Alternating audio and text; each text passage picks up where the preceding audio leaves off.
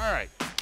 So there is some info for you guys so you can give me a good answer here, all right? This is what I need out of you guys. This includes you, Curtis Chillender. Out of the 12 UFC titles, how many do you think remain with their current holder throughout 2019? 0 to 3, 4 to 6, 7 to 9, or 10 to 12? Now remember, there are fights already booked and there are fights likely to happen.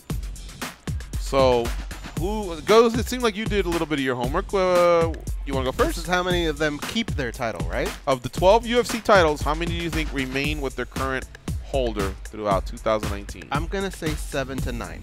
And this is my reasoning, okay? We're in a new era now where fighters are making more money. And if they're making more money, it means they're going to fight less. So if you would have asked me this question maybe 2-3 years ago, I would have given you a higher turnaround. But champions just aren't fighting as often. So I'm going to say a lot of them will. So what was that number? 7 to 9. 7 to 9 are going to stay with the current champion. I believe so, yeah. I think it's a decent number. Okay, how about you, Dan? You know, I like this question. Part of the reason because you thought of it. Yeah, I did, because it was part of my bold prediction for 2019, guys. I think that with the increase of super fights, the increase of, you know, making fights happen, the increase of schedule, all these things, I think it's going to factor to a lot of title turnover. So my bold prediction, I don't know how bold it is because, you know, I'm sure we'll reveal the results here to see how bold it is, but I actually went from 0 to 3. I believe the 3 front runners, if you had asked me for fighters to keep their title, I would argue would be John Jones, Valentina Shevchenko, and Tyron Woodley. But I also will say that even though I'm voting 0 to 3, I have a feeling one of those big 3 names will actually lose their title. I feel like there's going to be a ton. I feel like there's going to be a ton of shakeup that is really hard to foresee because of the super fights. It's going to make matches we didn't quite see coming, and someone's got to lose their title when you have a super fight alone. So that'll only increase that percentage. I'm going 0 to 3, guys. How about you, Curtis? I'm going to go 0 to 3 too. I feel like Jones. I don't know if I'll take Willie. I think more like Dillashaw and Valentina. Those 3, they're not losing no time soon. What about injuries? And everyone else is losing. I can see everybody else losing. Injuries won't factor into this? It does because you know, the 0 to 3, because we're also seeing fighters, if they're not ready to fit to fight, we're seeing them lose their title and bargaining chip as well. So that kind of fits under the. So I'm being a little sneaky. I'll admit it, but that it all plays part into my answer. I'm going with 4 to 7, actually, because I think Rose could possibly lose. I don't think Valentina's going to lose. I'm just going to say I don't think Amanda is going to lose unless she rematches with Cyborg, but we just saw what happened, so I'm going to say she ain't. We know Cejudo or Dillashaw, one of them is and one of them isn't.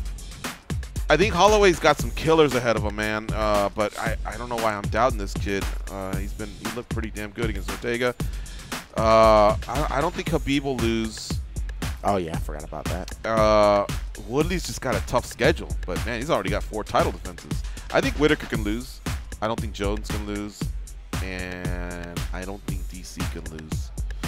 So I'm closer to the 7 of the 4 to 7 on my end, but I feel like champions fight a little different when they become champions. So you don't think many champions are going to lose? Is what I don't think so, because I think you're making more money. If I'm Tyron Woodley, this is the way I'm looking at it, right?